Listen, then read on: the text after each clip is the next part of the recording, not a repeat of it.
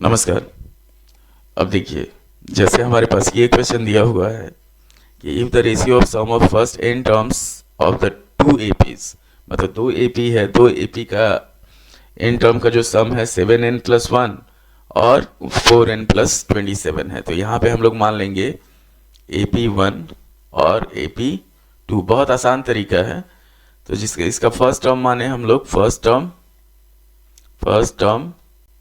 इसको A मान लिए। कॉमन डिफरेंस जो है, कॉमन डिफरेंस इसको हम लोग मान लिए D। इसका जो फर्स्ट टर्म है उसको कैपिटल में मान लेते हैं, फर्स्ट टर्म A, और कॉमन डिफरेंस जो हुआ, कॉमन डिफरेंस ये हो गया हमारे पास D। अब इसका क्या हो जाएगा, एक चीज ध्यान दीजिए, Sn जो होगा वो होगा n/2 into 2a plus n-1 into D। इसका जो Sn होगा वो हो जाएगा n/2 into 2a plus n-1 into D। अब ये दोनों का रेशियो हमारे पास दे दिया 7n+1 और 4n+27। तो यहाँ पे लिखेंगे नाउ वी हैव, ये हो जाएगा हमारे पास Sn/Sn, ये हो जाएगा 7n+1 बाई 4n+27।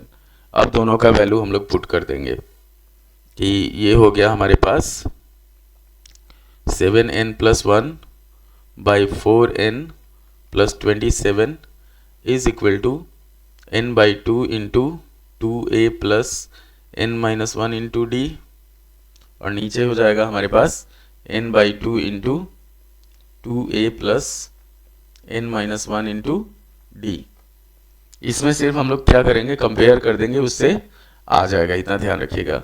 तो हम लोग इसको n/2 और n/2 खत्म कर दिए, बच गया हमारे पास 2a plus n-1 into D, और नीचे हो गया 2a plus n-1 into D। इधर हो जाएगा हमारे पास, हम लोग क्या करेंगे 1 प्लस 7n, n-1 चाहिए तो हम लोग -7 करेंगे और +7 करेंगे। नीचे हो जाएगा हमारे पास 27 प्लस 4n -4 और +4, हम लोग को n-1 के फॉर्मेट में चाहिए। तो ये हो जाएगा हमारे पास 8 प्लस n-1 इंटू 7, और नीचे हो जाएगा हमारे पास 31 प्लस n-1 इंटू 4। ये किसके बराबर है, 2a plus n-1 into D और 2a plus n-1 into D। अब एक चीज ध्यान दीजिए, पहला में हो गया 2a का वैल्यू हो गया 8 के बराबर, तो a आ जाएगा हमारे पास 4। D का जो वैल्यू होगा सेकंड में वो हो जाएगा 7 फर्स्ट में। फिर यहाँ पे 2a जो है वो 31 के बराबर हुआ, तो a जो होगा वो हो जाएगा हमारे पास 31/2, और D का जो वैल्यू होगा 4 हो जाएगा। तो दोनों AP का A और D हमारे पास आ गया। तो यहाँ पे फर्स्ट AP का ये हो गया हमारे पास फर्स्ट वाला, और सेकेंड AP जो हुआ, सेकेंड AP, इसके लिए हमारे पास ये सेकेंड वाला हो गया। तो हम लोग T9 निकालते हैं, T9 ये हो जाएगा a प्लस 8D। यहाँ पे हम लोग सॉल्व करेंगे, ये हो जाएगा 8 प्लस 8 इंटू 7, तो ये हो जाएगा 8 प्लस 8 7 56, 56 8 64 होता है, 64 हो गया। सेकेंड AP का T9 हम लोग निकालेंगे, तो ये हो जाएगा a plus 8D, value put करेंगे तो 31/2 प्लस 8 इंटू 4, तो 31/2 प्लस ये हो जाएगा हमारे पास 8 चौका 32। सॉल्व करेंगे इसको तो 31 प्लस 64/2 हो जाएगा। ये हो जाएगा हमारे पास 4 1 5 और 6 3 9, 95/2।